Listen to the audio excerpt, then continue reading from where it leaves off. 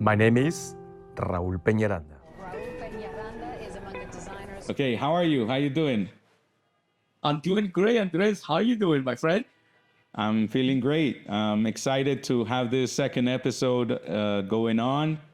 And I'm excited to know all the new things because it's been how long? A month since last episode? Yes, I think, first of all, excited to kind of like go back in to do our second episode of this amazing podcast. I'm still asking everyone, to help us with the name. We just, for now, we call it Peñaranda Thread because I think that there is so many stories and threads that can help us to kind of like, guide us into when we want to make our dreams a reality. And yeah, there is a lot of things that happened since our last chat. So I'm ready to kind of like share everything with you, my friend. Nice. Yeah, there is so many, things that happened since our last podcast. For example, I think in our last podcast, just to give you a little recap, I had presented my collection to the editors of Vogue. And then after that, by an incredible serendipity moment, I met the editor-in-chief of Bon Appetit, which is basically the most powerful woman in food, media, and culture worldwide. And I'm going to tell you that this thing, sometimes I feel is that you have to be at the right time, at the right moment. And I'm going to tell you that specific presentation to Vogue, Andres, it was very chaotic because it was supposed to be half an hour, but I left my studio with plenty of time. For some reason, my phone started dying, and that's kind of like something weird that happened on my phone. So anyway, I turned my phone off. I jumped myself in the subway with the collection, and I'm thinking, okay, I'm going to hear at a station called One World Tower. And for my surprise, that station changed name, and I ended 6 stops in Brooklyn. Wow. It was already 11:40, and I was in panic mode. I jumped into the next train, and when I got into the One World Tower, I gotta tell you that I have been in Condé Nast before, but it was so stressful, and I was in such a panic that I was going circles, asking people where it was, until like casting director has to come and get me. So anyway, I got to Condé Nast, and I'm thinking like, my God, the most incredible meeting with the editors of Vogue, and I'm 15 minutes late. Oh my Thank God. God that they were, as soon as I arrived, because they give you kind of like a chaperone to put all your stuff. I put everything super fast, and they were asking, where is Raul? I gotta tell you that they start the preview, and I was like sweating. I was so nervous, and I started showing my collection, and I don't know, when I started showing my collection, everything started becoming more calm.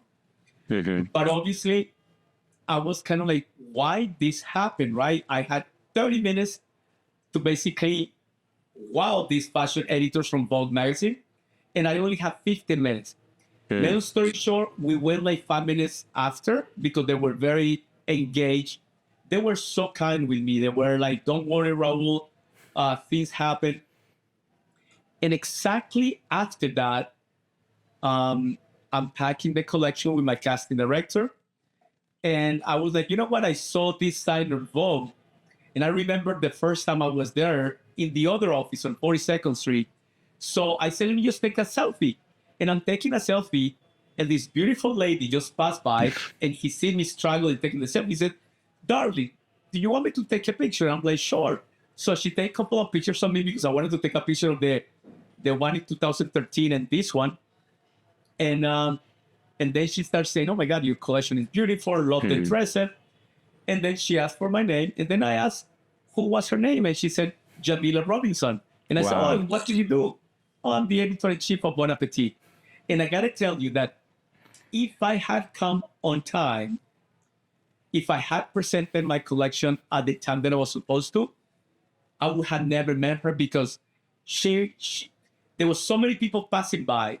And she could be one of the other people. And after that, obviously, I got a message from her that said they wishing me good luck on the presentation. And a week later, I got a text saying, Raul, great meeting you. I have an event. She didn't say what kind of event was it.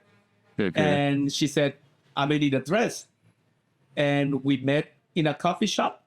She told me it was the Met Gala, and that's when the journey started. Wow. That's incredible.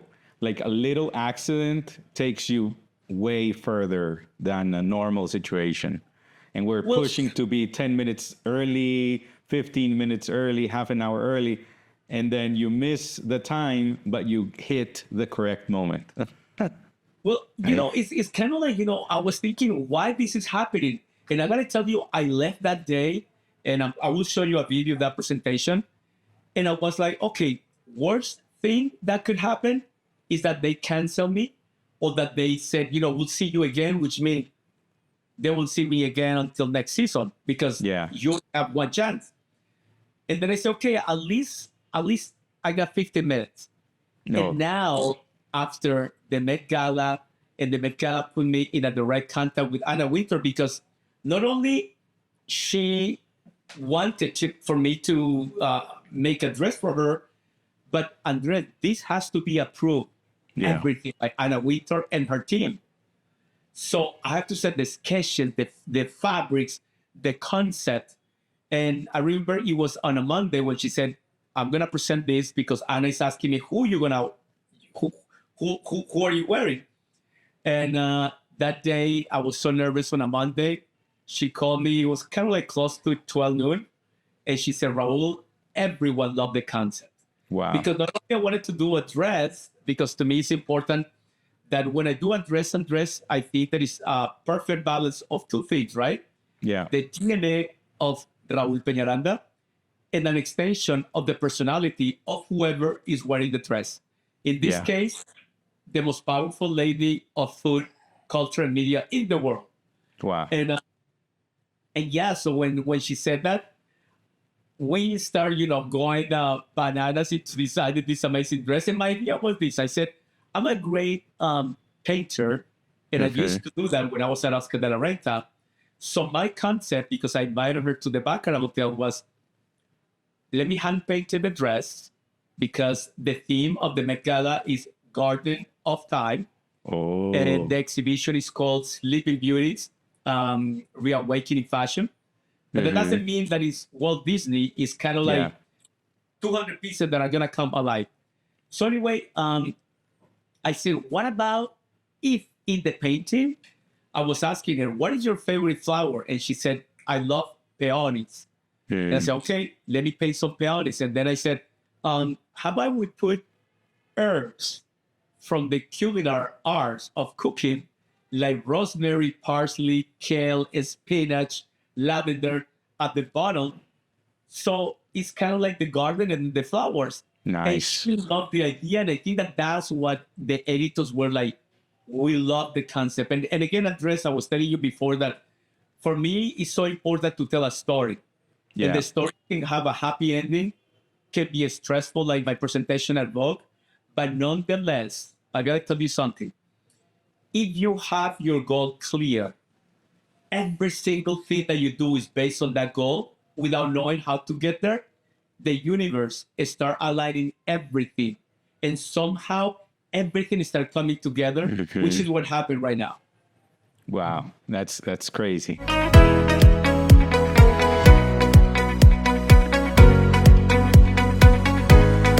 So yeah, the thing with accidents, with problems, sometimes we obsess with doing the correct thing at the right time, and sometimes the accidents bring great stuff too.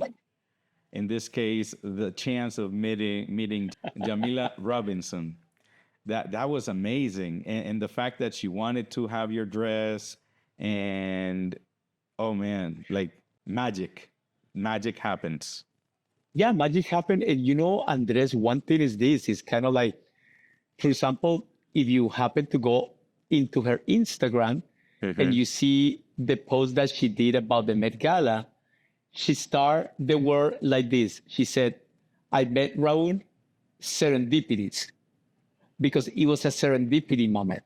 And I think that it was important to kind of like understand that for me, I couldn't understand why that day everything went wrong. But again, you know what? I was thinking that day, well, you know what? what was the worst thing that could happen that they canceled and that it didn't show? But that didn't happen. At least I have 15 minutes. And from there, those 15 minutes, I got to tell everything that happened after that. I cannot realize, you know what? I'm glad that I came 15 minutes late. So imagine that the universe that day was like, hold on, you're not going to like what I'm going to do right now. because Andres, I am the first person to arrive everywhere. I'd rather wait than rushing. And I think that I sometimes I'm in my bed laughing and thinking like, wow, it's unbelievable.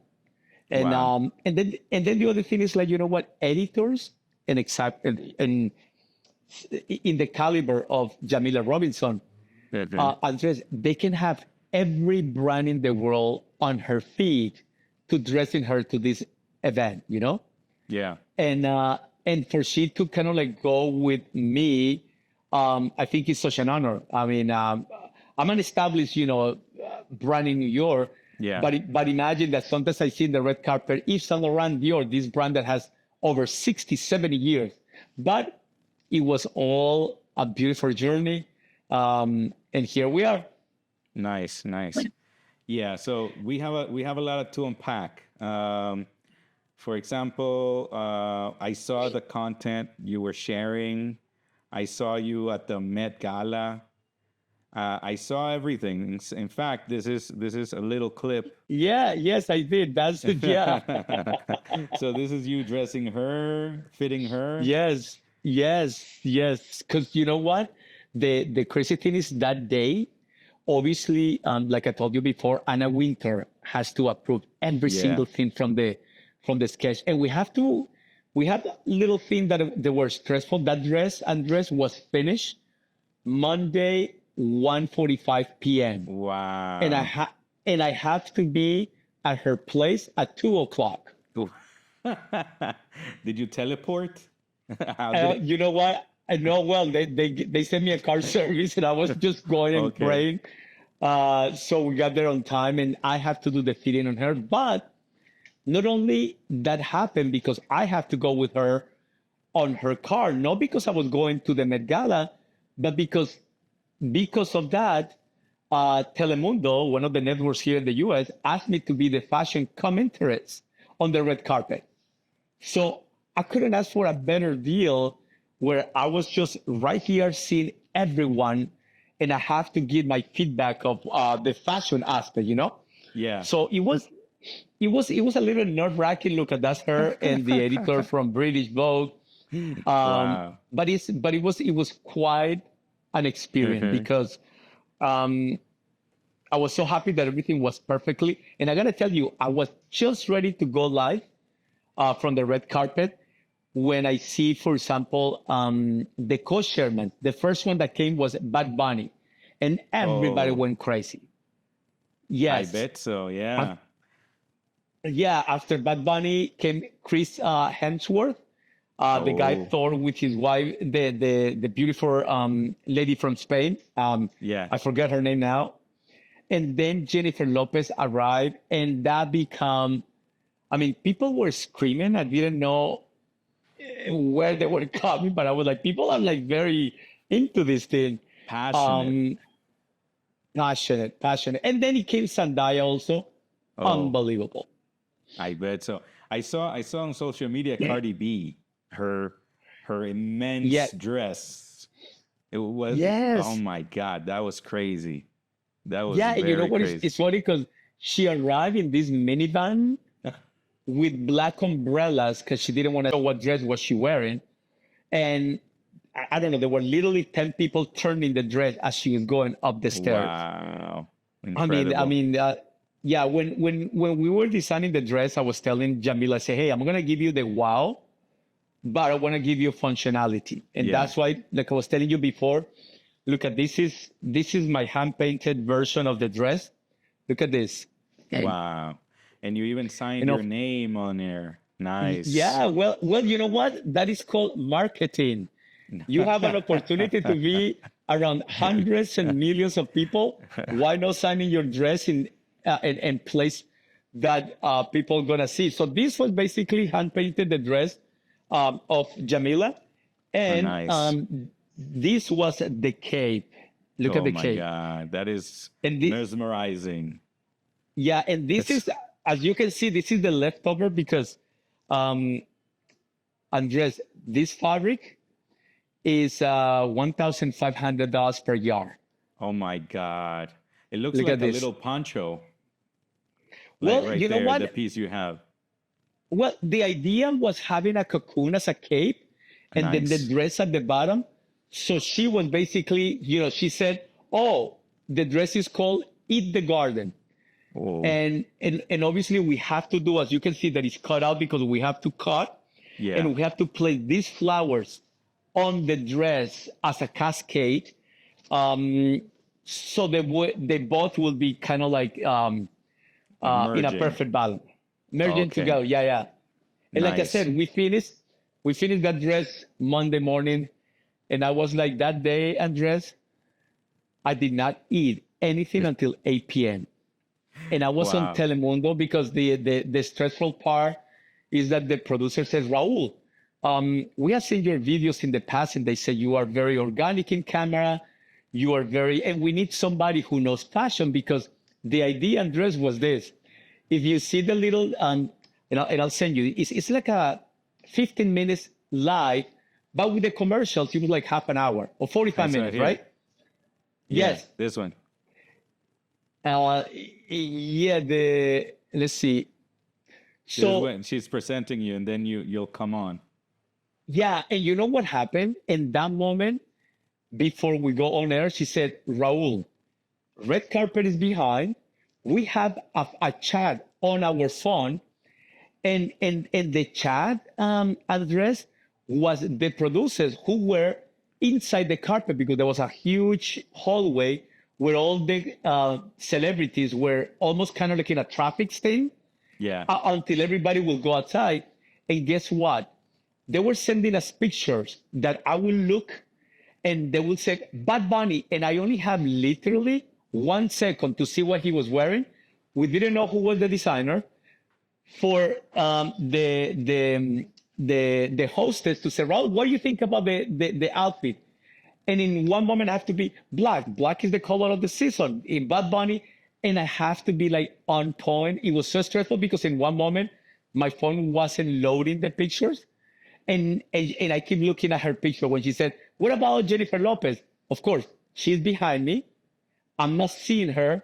I just look at a picture and I have to do my feedbacks. Yeah. I got it to know my heart was beating, but it was a lot of fun. Yeah, live events, that's the trick of it. Like, you have to focus all your energy and attention into whatever you're saying, but at the same time you're thinking there's a camera in front of me, there's people listening to me, I have to be on point. There's no hesitation here, there's no editing like we have here. Like, we can mess up and stop and then redo it. There you mess up and you gotta keep going. No, and it's amazing. Jessie, the hostess, she was so cute because kudos to you, Andres, and you are you know all this about the TV, but Yeah. she was telling me, Raul, every second count. And when I hear her talking, she's talking like 1,000 miles per hour. She goes, but somehow she's very clear. Yeah.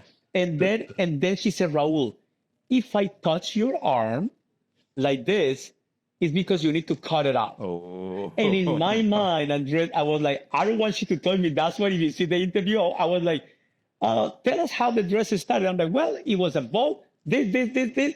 She didn't have to do it because I was always very, like, I don't want to talk that much, Yeah. So, and at the end, the producer and her said, Raul, we have incredible positive feedback.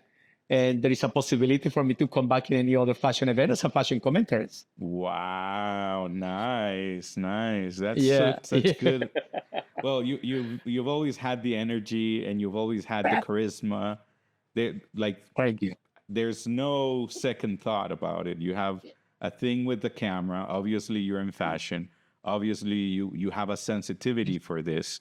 So there's a spot for you somewhere in a podcast called Peñaranda Threads. I know, absolutely. And being with you is even more, I feel even more comfortable. But But yeah, because when I was there, I was thinking, oh my God, all these people that I know, and I thought of you. I said that had been on TV. Like you said, we can edit. There is a mistake, but I was thinking I cannot mess up, and even more so when they're sending me pictures of these celebrities, Yeah. and literally I just have to look, and I have a very good. To me, it's like I don't remember people's name. Yeah. But I have a photographic memory. And I remember the last celebrity was Leah Michelle. And I just didn't even look at the phone, but I saw like a baby blue shade. And I kind of like, oh my God. And I like, baby blue is the color of the season. And then she's doing this thing. And the girl was like, wow, Raul, you said it with so much certainty. And I'm like, well, it's my element. And I think that I know, what I'm talking about. So it was good. Yeah. Sometimes we doubt ourselves, but there's something sure, and it's that, and we talked about it last time. Like when you spend so much time doing something, especially when it's your full-time job, when it's your passion, when it's your everyday activity, there is no doubt. Even if you have doubt, when people ask you the questions, you turn into automatic mode and you start throwing information out because it's your nature. You can't fake your nature. so yeah. No, exactly. No, you are absolutely right. But to your point, it was basically having your own element, but somehow being under a script of time, of life, and that word was because and the funny thing is like the producer, and you probably know this better than I. Before it start, I will hear the commercials of what's happening on TV, and then I will hear 9, 7, 6, and I gotta tell you, my heart was like 1, and then the producer says smile, and I have to be like this, even like still, and I was really like, and at the end there is one picture on her and my Instagram that we did a partnership together, that we both are laughing. And the story behind that, she said, okay, Raul, now the producer said, remember the most funny story and laugh. And we're like, ha. So how did you feel from the last episode we talked? For the first episode, number one, excited. Number two is basically part of adaptation of something that is completely new, and understand basically here, there's no script. We're talking. We are sharing actually with you, Andres, is the only person that are sharing things that nobody else will ever know, because I just do that with my team and closest people. So so still very all this is completely new, but I think like with everything, every time that I launch a new collection, I want to see what piece got more attraction, what piece may not be the best one, and it's always there is always a sign for you to become better and to evolve. So I'm ready for the second, the third, and to the 500 episode. Nice. It's like going to the gym. Like the first day you go, you get hurt, you don't want to go the second time, but you push yourself and you go again and you get stronger and stronger and stronger and better and better and better. And then you look better. You know all about that because you're a gym fanatic, I think, no? Well, you know what? Gym for me is part of my way of decompressing. And as you were saying, I think the first part is adapting to these new surroundings, to the new elements. And I'm sure, you're such an expert on this because, you're so good in this type of like TV camera and everything.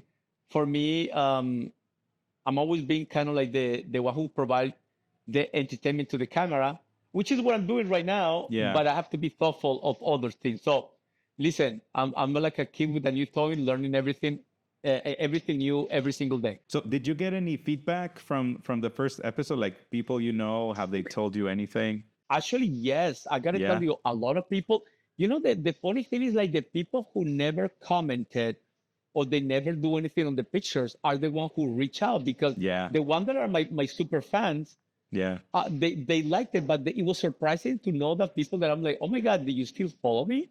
They're like, Raul, I kind of like love that. And there were a few things when people were saying that they love the fact that on every story wasn't just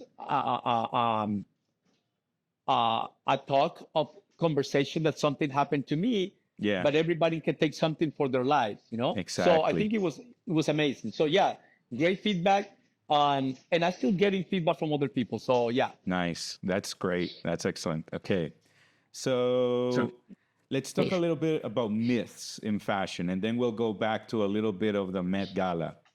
So people say or people think that fashion is only for thin people. What do you think about that? You know, I think that what they're doing is basically encounter what society has taught us through Yeah. years, through magazines, through ads. And I think at the end of the day, you're forgetting that 69% of the population is population of size 8, 10, is that's the regular size. Yeah. That basically what happened is like fashion, and I learned this from Jamila because she said now that she worked with Anna Wintour every single day, she said, Raul, you know what? Fashion build this distance that you are over there and I'm over here. Something that is untouchable. And that is okay. Yeah. Because it gives you a fantasy of something that is unattainable that perhaps you always dream to have. And then I think that, you know, going back to your question, I think it's that. I think that the myth of skinny people is overrated. Yeah. Even when that was on trend, Andres, I was never fond of understanding why you have to have a size 0 or 2. Yeah. And you can, and in that point, I knew that on my first collection and until now, we got curvy girls, and all my size are size. The smallest one is size 4, but it's usually 4, 6, and 8, which is for me is the generic of the Latin body or the international body. That's pretty important to say because, and now that we have media, access to media, like now you don't have to be on TV or a mainstream network. You can put your cell phone in front of you and show yourself.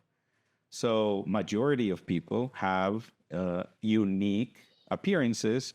You can show yourself, you can share your style with the world and start your own line and start your own vision, the same as you did. And you're the inspiration to talk about this. You started your own vision and you went on with it and you got to the place you are right now with your inspiration. Anyone can follow along. And now that we know about the Peñaranda Academy, a lot of people are going to follow. Well, you know what, Andres, and I think that is important. This also another thing that I forgot to tell you, and Yeah. I'm sorry if I'm jumping, is because I have in my brain this kind of like highway of thoughts that I want to share with you. It's like people that are not in fashion may not be familiar with the CFDA, which is Council Fashion Designers of America. Yeah. And the Council Fashion Designers of America is a non-profit organization that basically the philanthropy is to support, enhance, and guard the fashion, especially in New York. Yeah. Because as you know, there is 4 capitals in the world: New York, London, Paris, and Milan. So the CFDA is the most, by invitation only, select group of incredible designers, Oh, yeah. such as Carolina Herrera, Oscar de la Renta, Ralph Lauren, Calvin Klein. And to get in there is almost as impossible because there is so many factors. Yeah. Since not this Thursday, but the past Thursday, I became the 29th member of Friends of CFDA, which is a group of 50 younger entrepreneurs that under the leadership of Tom Brown and Jordan Roth, the incredible, iconic, red carpet symbol of fashion, our job is to inspire, to Yeah. help, to educate new generation, and to be like the bridge. Because when I was talking to the president, he said, you know what? We can get Donna Karen, Carolina, and Oscar, but the younger generation don't see them as they can relate to. So that's another thing that I'm so proud because in my checklist, Andres, that was one of those. And it Nice. happened after 14 years of my career. Nice. That's pretty important. Like you said last time, our first episode is called No Plan B, and that is pretty admirable. And that's something I need to apply in my own life. That's pretty cool. Okay, another Thank you. myth. You have to spend a lot of money to dress well. You know what? That is incorrect. Yeah. Because I think that when I said you don't have to spend a lot of money, you just have to get the basic pieces that you can change and switch. And I'm going to tell you, there is something very important, which is when you see a fabric, you can see, at least in my case, when the fabric is maybe not that expensive or when it's very expensive. Yeah. But more than that is how you carry the piece. So I think, hey, if you have the money and you can do it, you will be silly and stupid not to be fashionable. But if you don't have it, all you have to do is buy a great pair of shoes. You know, I spend my only pair of shoes are my Ferragamos, who cost me close to $2,000. Wow. And I only wear those shoes twice a year, which is the day of my fashion show. Nice. Or when I have a very important event, like at the Met Gala, I was wearing those shoes. Oh. But then I can wear those with jeans, a basic t-shirt, Zara, that can have a great feel.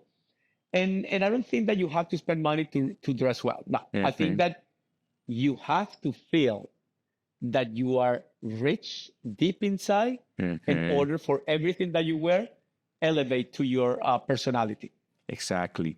Richness is something that we overrate. Like, you don't have to show the money to have the money.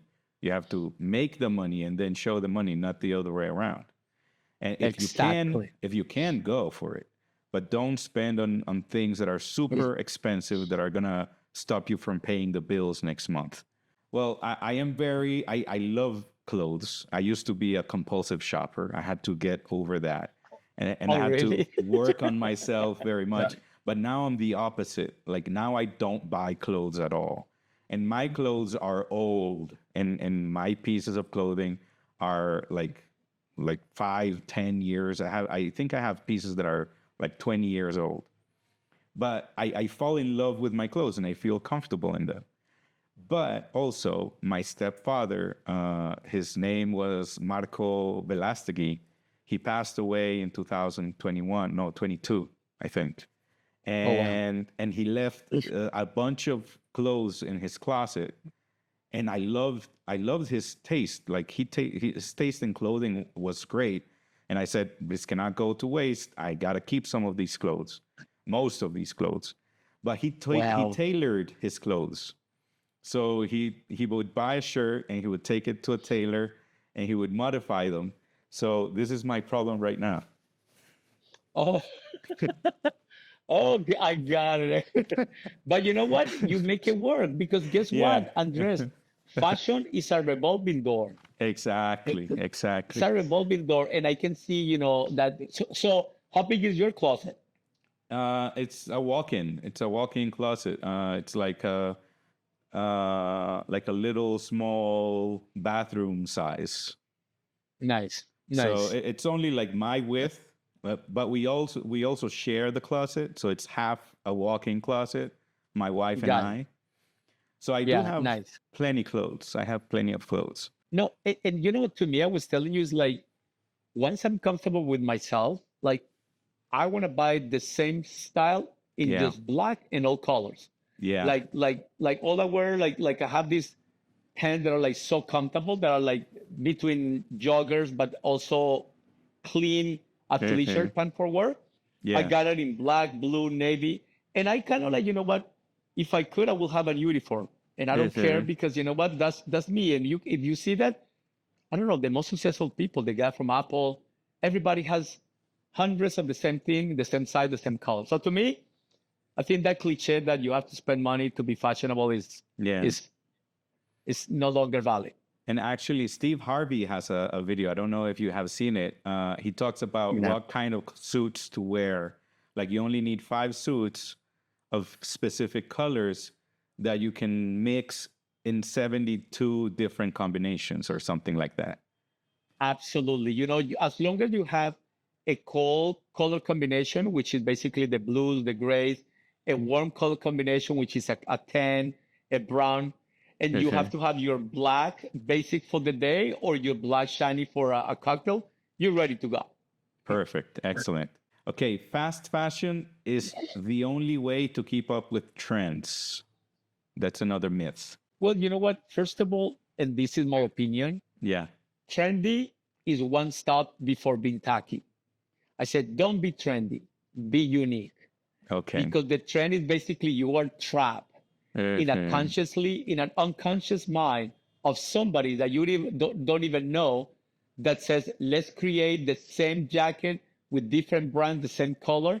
And because we are a species of habit, we know what our friend have, our other friend has, and we just want to buy it, but we don't want, we won't buy it because we like it. It's just because you want to be on trend. So to me, honestly, trendy is one step before you being tacky. Nice. And I think that the moment you are unique, that's when the word trendy is applicable to you. And I got to tell you that that's one of the words that Anna Wintour doesn't like to hear, trendy or chic, because that doesn't mean anything. I was reading a little bit about her. She's a pretty interesting person. Yes. And I don't know her personally, but through Jamila, that she know her personally, she said to me that it is really not like they portray her, that she's a very smart lady, and that she loved when somebody is authentic. And Jamila was telling me, she said, I don't like when people dress up for me. I said, I want to see people dressed up. That's why when I went to my presentation, I got the same black pant, my black t-shirt, and my hat. I'm like, I'm not going to go in a tuxedo. So that was pretty cool, knowing after Jamila told me that. So I was like, okay, I did something good. That's pretty cool. Okay, let's go back to the Met Gala, because this is a big thing. I wasn't even aware of what the Met Gala was. I've heard the Met Gala during the years, but I've never been in the Met Gala, even when I worked in media. So it seems like it's a big, big thing for fashion. Well, you know what? The Met Gala was basically, the Met Gala started back in 1948 with just basically a dinner at the Waldorf Astoria for the richest of the richest in New York, where they would pay $50 to just basically mingle. It started with two sisters back in 1938 or 39. It was before 1948, which they collected clothing. And when they collected clothing, they used the Waldorf Astoria, and it was very small. But then guess what? The people from Lauren Taylor back in the day, and the editor of Vogue, Diane Vreeland, is the one who took the Met Gala, who was basically, the goal, it was to basically to get funds for the museum, but also to be the opening of the exhibition for the Institute Custom, who will generate the money, because the museum doesn't get money from the government, is for donation and for their own retail space. Then Oscar de la Renta came back in 1940s and 50s and brought the element of bringing celebrities into the Met Gala. And then the Met Gala became this incredible show. Then Anna Wintour took the leadership of the Met Gala in 1995. And by then, in 1948, it was only $50. Right now, it's between $50,000 to $75,000 per person per ticket. And a corporate table is around $375,000. And the funny and really good story is that you can have the money, but that doesn't mean that you are approved to be at the Met Gala. Exactly. Because Anna Wintour have to see, and sometimes she say, okay, so-and-so bought the table, but when so-and-so bring the invites, Anna Wintour said, no. So they have to fill those spaces with other people. Wow. It's pretty amazing. Like people maybe they can be like judgy about these kind of situations, that it's things that grow so much from $50 to $50,000 and $70,000. But what they don't see is that things grow. Things inevitably grow, and especially when it has so much traction and influence in the world, especially with an event like this. I was talking to my wife earlier, like, how much does it cost for you to be on at least the 30 most watched channels and media outlets in the world? It costs a lot. Right. No. And you know that because you've been in that part of the industry. Yeah. But on the other side, for example, last year, the Met Gala they got $22.5 million in one day. I don't know because they're still doing, how much was this year, but it's pretty much, all these celebrities donate. And also, the exhibition we just started is going to be basically what catapulted the funds for the Custom Institute. And that's kind of like the Met Gala was basically, I got to tell you, there is so many stories of designers who were going to the Met Gala like Zach Posen, like I used to do, and just to sit outside dreaming one day to be there. And 2 days ago, when I'm at the red carpet watching Jennifer Lopez and Karol G and Bad Bunny, like you and I talking, I'm like, wow. And then I see hundreds of people across the street screaming. I'm like, it is incredible. It is incredible experience. Yeah, it has a different feeling because the fact that you're like, for example, in my case, I started doing camera here in Colombia with like a little camera that I could get my hands on because budget was low. And then I went to the United States. I had the chance to go there. And then having the opportunity to work in the media world and then having better cameras, having better connections. And then I was once at the, I don't remember, it was the GLAD event, which is like, it's huge. And these celebrities come and host the show. And I was like 200 feet away from the celebrities talking on the podium. And I said, and with a big camera, I even have pictures of this. And I said, oh my God, I came like 1,500 miles from here just to be this close from this celebrity, 200 feet. And then one year later, I was 3 feet away from, I forget their names, Matthew McConaughey, if I'm saying it right, Adam Sandler, Antonio Banderas, 50 Cent. So it has this proximity feeling like, oh my God, I went from thousands of miles away to being feet away from these people. And the thing I realized the most is they are people just like me. Absolutely. Yes. No, you are absolutely right. Yeah, you're absolutely right because I think that, the Met Gala is the most important fashion event in the world. Yeah. Because when the Met Gala started, there is other museums like the Louvre Museum in Paris and in London who wanted to mimic the same formula, but it didn't work. And that's why you see celebrities coming from all over the world here. And the thing is, like, they don't even know that, for example, as simple as this, the rule is like you cannot use the phone. There is a strictly zero phone policy because Anna Wintour doesn't want to, Anna Wintour place people with different backgrounds in tables, so people are forced to talk. Also, she doesn't use or she doesn't provide garlic and onions in the food because she doesn't want to have any embarrassing moment with people. Bad you know what breath. I mean? Bad breath, yeah. Or sometimes you have celebrities that were together and not together anymore, and they have to be here. One have to be here. One have to be here. It's like a whole incredible thing. Logistics. It's Exactly, big logistics. logistics. Wow, that's crazy. Like you don't even imagine these kind of little minute details. And it seems like she has her mind on it straight on. It's impressive, admirable. And that's exactly what I mean. Like you see these big events, you see all these big people, celebrities, actresses, singers, fashion designers like yourself, and they were beginning people also. They started somewhere. Yeah. So you should see this as a motivation platform, right? Like, look where you can be. This is an avenue for people just like you. And you know what? The other thing is it's amazing that you were talking about the distance. Yeah. Because if you continue doing what you're doing, the distance will get shorter. Exactly. Shorter to the point that you will be at the Met Gala. And, and you know what? Like even for example, you were talking about powerful people. The CEO of TikTok was in there as well. Wow.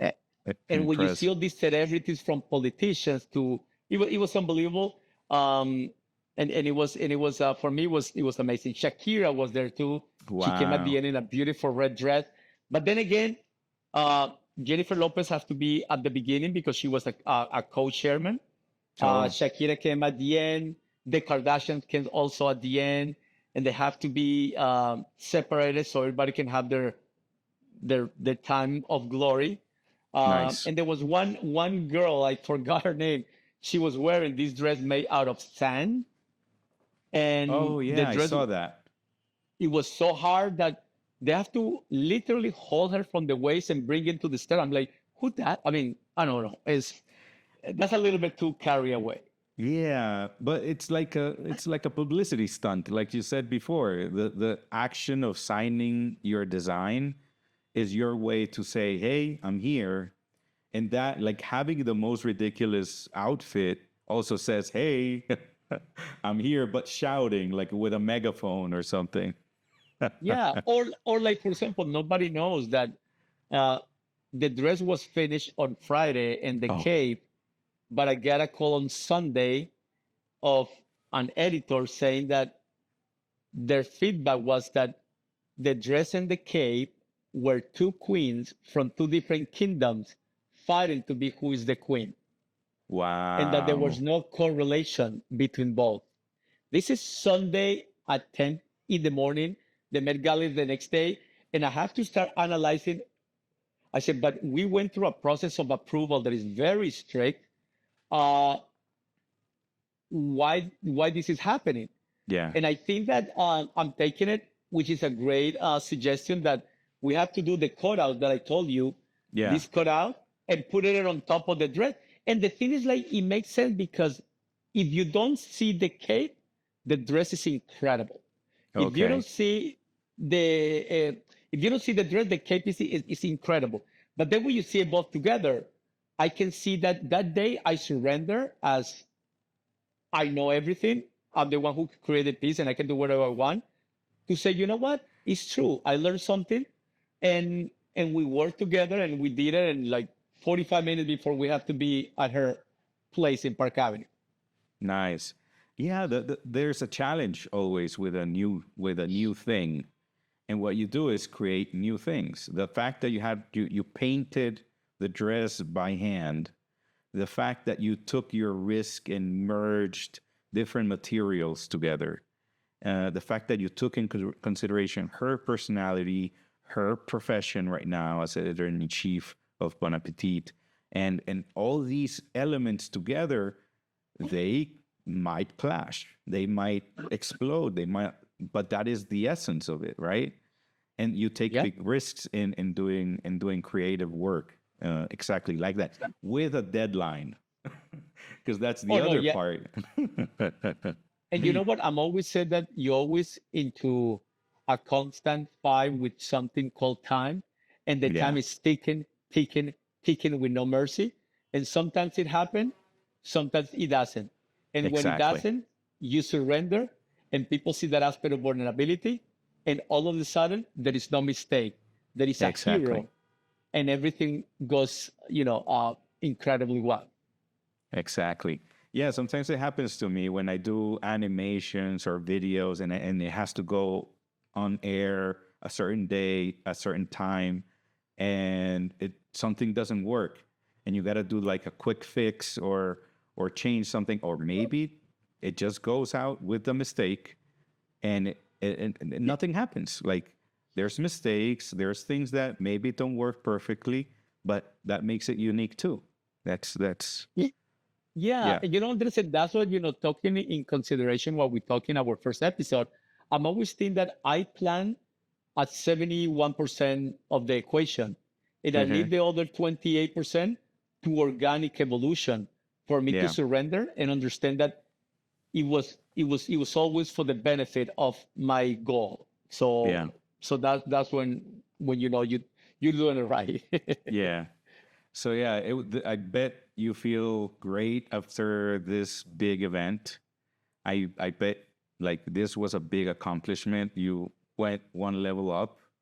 What's next? Well, you know what? I think that as you mentioned, the success of a brand is not about you get there. It's Hmm. about doing these little things, and maybe you do one step as you clearly stated right now, or Hmm. you can do just half of a step and then go back to the same step. Yeah, Uh, but the issue is not never to stop.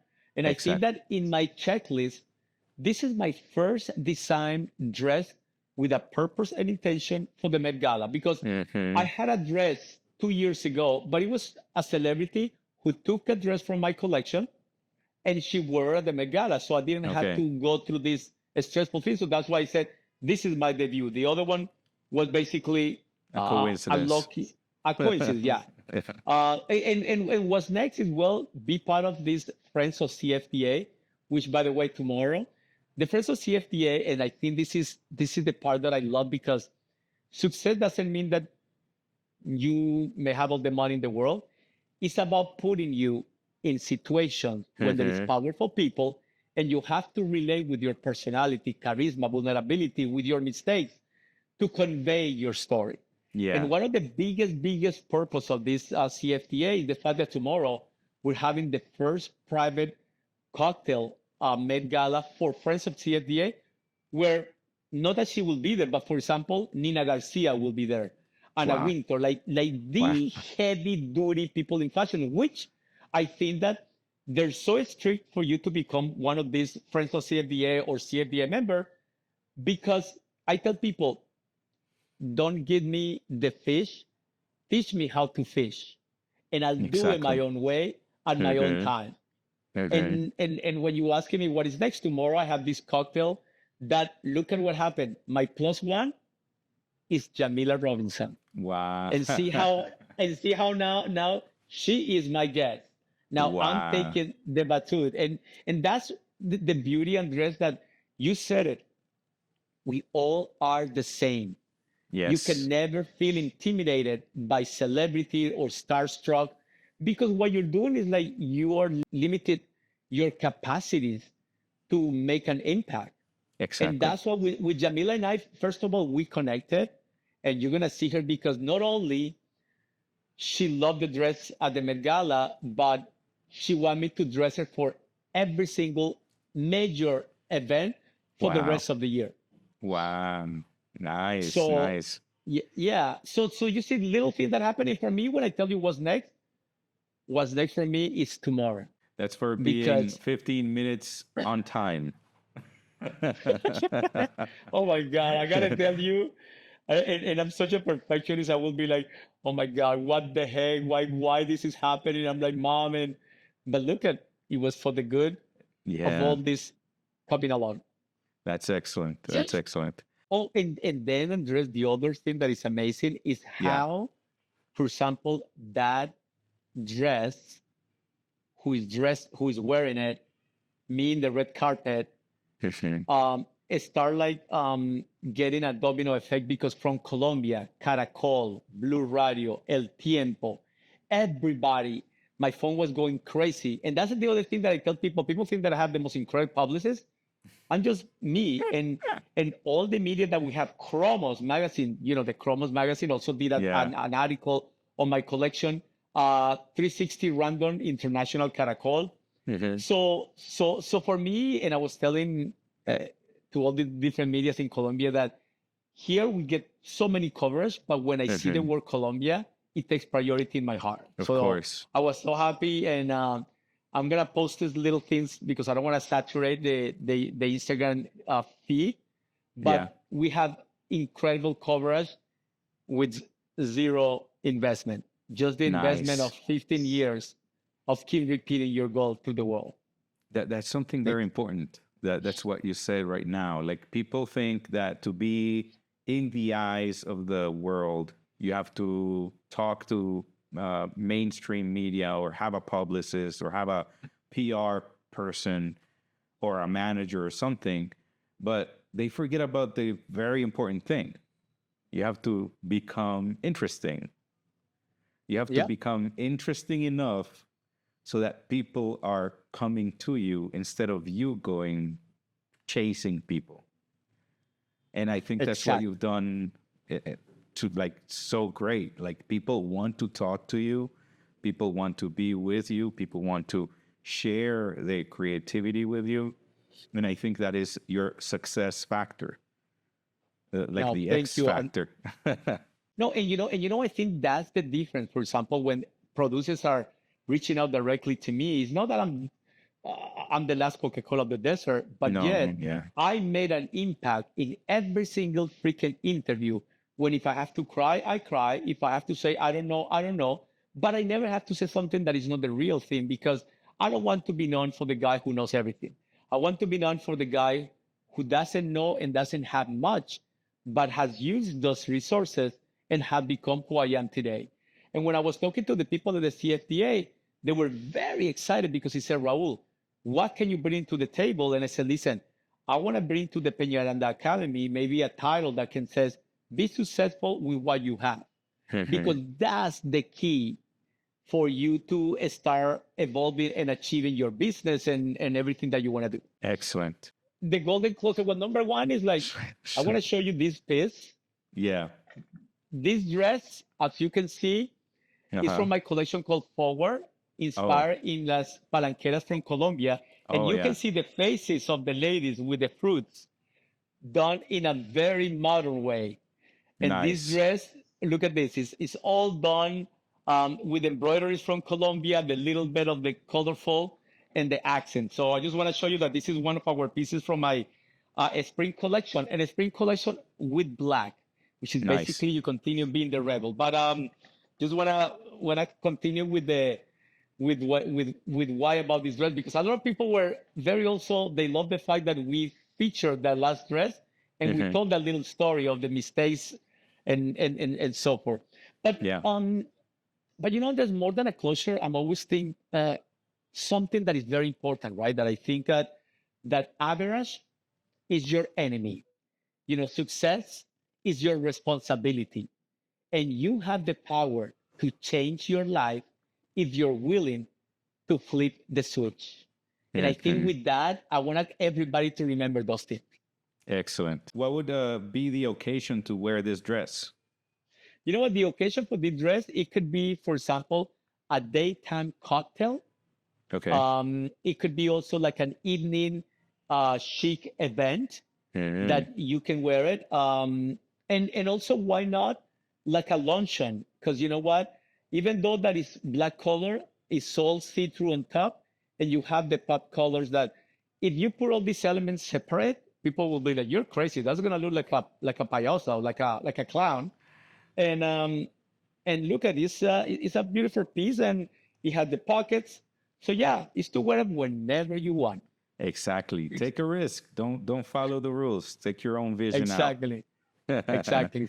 So Andresito, thank you so much again. No, thank you. It was a pleasure to talk to you and share this experience with you. And until the next chapter, and thank you so much, guys, for tuning, okay? Okay. Thank you, guys. Bye-bye. Bye-bye. My name is Raul Peñaranda.